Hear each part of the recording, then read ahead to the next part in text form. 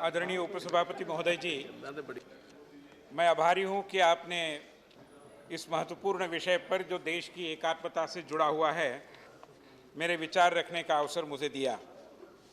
वैसे अभी मैं डॉक्टर जितेंद्र सिंह जी, जो हमारी सरकार के एक प्रमुख राज्य मंत्री है, उनका भाषण सुन रहा था, तो मुझे लगा कि बहुत सारे विषयों को उन्होंने स्पर्श किया है और बातों को रिपीट करने में कोई आवश्यकता नहीं। मैं वो न करते हुए संक्षेप में अपनी बात को रखने की कोशिश करूंगा।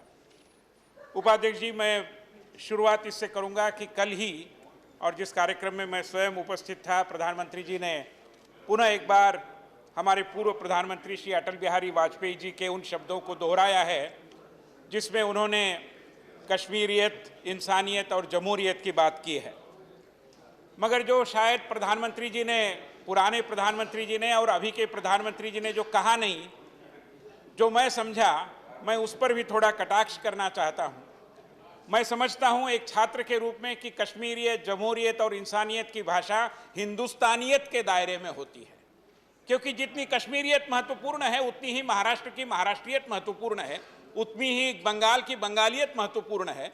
तो कश्मीरियत कोई ऐसी चीज नहीं है कि जिसके कारण और बाकी सारी चीजों की अनदेखी की जाए, और इसलिए कश्मीरियत का एक सम्मान जरूर होना चाहिए जितना कि अन्य प्रदेशों की अपनी अपनी छोटी छोटी अस्मिताओं का सम्मान भारत माता की जो एक विशाल और सर्वसमावेशी अस्मिता है उसके दायरे में होता है। मैं मानता हूं कि इस बात को हमने नहीं भूलना चाहिए। आज उपाध्यक्ष महोदय जी, मैं जब सारे भाषण सुन रहा था तब मुझे लगा कि इस पूरी समस्या के मूल में जो विलय हुआ कश्मीर का भारत में, उसके संबंधी जो एक भ्रांतियां जो बनने दी, रहने दी, एक दृष्टि से उनको मजबूत करने की भी कोशिशें हुई। पार्टीशंस के साथ जुड़े हुए जो सवाल हैं उसके बारे में भी कुछ भ्रांतियां बनाई गई और उनको भी बनने दिया, और एक दृष्टि से विघटनवाद को भी प्रश्रय दिया गया। जितेंद्र सिंह जी ने सही कहा कि एक इंटेलेक्चुअल टेररिज्म का और भारत विरोधी भाषा कोई करता है तो उसको बड़ा सम्मान देने की एक पद्धति भी कई और तबकों में चलती रही, उसका भी संदर्भ है। मगर दूसरा भी मुझे लगता है कि क्या हमारे अंदर कोई बेवजह कोई गिल्ट कॉन्शियस है? Are we haunted by some kind of a unnecessary, totally unfounded, unrequired guilt conscious? मुझे याद आता है देश के एक पूर्व गृह मंत्री, उन्होंने एक बार फेमसली कहा था कि Kashmir is the saga of broken promises. सदन जानता है ये किसने कहा था? अगर एक गृह मंत्री को ये पुराने जमाने में लगता था कि सागा ऑफ ब्रोकन प्रोमिसेस, तो सवाल ये उठता है कि प्रोमिसेस किसने दी, किसने ब्रेक की, और क्या दी प्रोमिसेस वो क्या सही प्रोमिसेस थी? और कई सारी चीजें हैं। अभी हम अलगाववाद की चर्चा करते हैं, कश्मीर का एक विशेष स्थान है बोलते हैं, आर्टिकल 370 की भी चर्चा होती है। मैं सदन को बताना चाहता हूं कि इसी 370 की आड़ में कई विषयों को कश्मीर तक पहुंचने नहीं दिया गया। 73rd 74th अमेंडमेंट आज कश्मीर में लागू नहीं।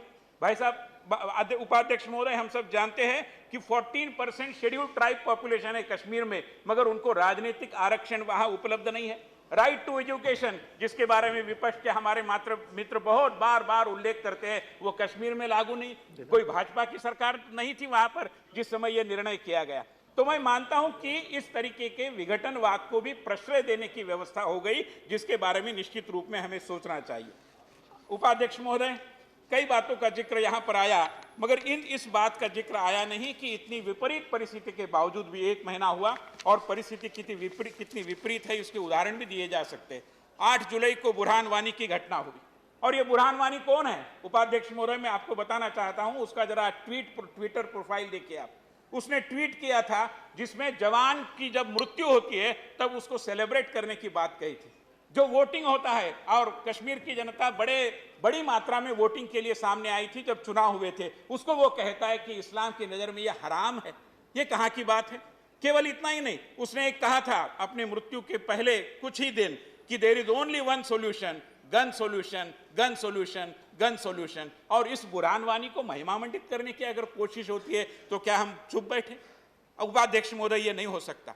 जिस दिन ये घटना हुई उसके बाद का मैं आपको जिक्र करना चाहता हूं, जो एक घटना कश्मीर में हुई है, और कोकरनाग नाम का स्थान है, उसके निकट एक बमदोरा नाम का गांव है। वहां पर एक कश्मीरी युवक ने मैं महोदय आपको बताना चाहता हूं कि इटालियन एप्पल की जो भी एक उद्यमिता का वातावरण बना है, तो एक एंटरप्रेन्योर है, फर्स्ट जनरेशन एंटरप्रेन्योर, उसने इटालियन एप्पल की खेती लगाई। मगर चूंकि उसका उद्घाटन हमारी पीडीपी के नेता और विद्यमान मुख्यमंत्री जी ने किया था, जैसे ही बुरहान वानी का और सारा ये प्रसंग हुआ, उसके बाद उसका सारा बगीचा उखाड़ फेंक दिया गया, आग लगा दी गई, और केवल उसके नहीं लगभग 10-12 घरों को और इस पद्धति से जलाया गया। ये कौन सी राजनीति होती है? और ये जलाने वाले कौन थे? कौन से राजनीतिक दलों के लोग थे? मैं मानता हूं कि इसके जवाब निश्चित रूप में मिलने चाहिए। उपाध्यक्ष महोदय, हम देखते हैं कि, और यहाँ पर जिक्र हुआ कि ये सवाल जम्मू का भी है, लद्दाख का भी है, कश्मीर वैली का भी है, और जो समस्या है वैली के मुट्ठीभर लोगों के कारण और वैली में ही आमतौर पर है। मगर जम्मू में जैसे बठिंडी नाम का स्थान है, और कई सारे जो मूलतः जम्मू के रहने वाले नहीं थे, वहां पर आकर उन्होंने टाउनशिप बनाई। तो वैली में ऐसी टाउनशिप जो मूलतः वैली के रहने वाले नहीं है, क्यों नहीं बन सकती? महोदय, हम जानते हैं कि पुणे जैसा शहर, गुवाहाटी जैसा शहर, बेंगलुरु जैसा शहर, देश के सारे लोग वहां आए, इसलिए प्रॉस्पर हुआ, आज वो आईटी के सेंटर बने। ये वैली में क्यों नहीं हो सकता? और ये वैली में होना चाहिए, क्योंकि वहां की जनता विकास की प्यासी है, विकास की भूखी है, और विकास का अधिकार मैं मानता हूं कि उसमें कोई आप समाप्त कीजिए, आपका समय मैं समाप्त कर रहा हूं।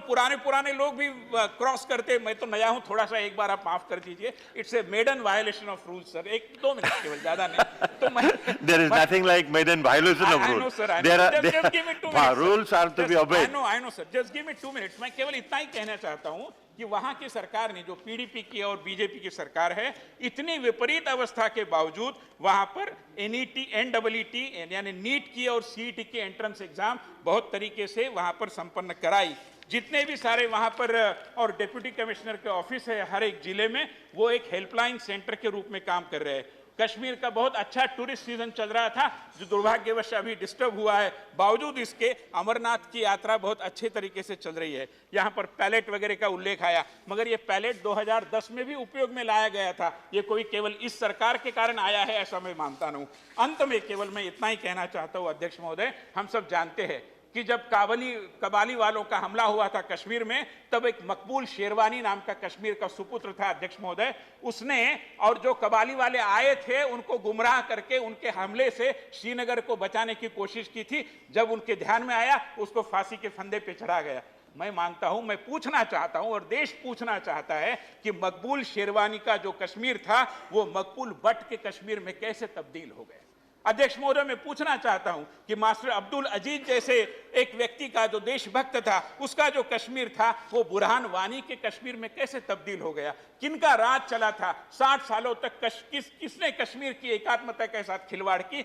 देश इसके जवाब मांगता है। मैं मानता हूं कि इस चर्चा के अंत में, और चर्चा में बहुत बार बातें आती है पॉलिटिकल सॉल्यूशन, बहुत सारे विषयों को और जितेंद्र सिंह ने स्पर्श किया है कि चर्चा किससे करे, कौन से बिंदुओं पर करे, और अंत में देश की एकात्मता के साथ खिलवाड़ करने वालों के मन के अंदर ऐसे कौन से सवाल है जिसके जवाब हम दे सकते हैं? बिल्कुल दे नहीं सकते। और कश्मीर के विकास के बारे में अगर किसके मन में सवाल है, तो ऐसे कौन से सवाल है कि जिसका समाधान हम सब मिलकर ढूंढ नहीं सकते? निश्चित रूप में ढूंढ सकते हैं। बहुत बहुत धन्यवाद।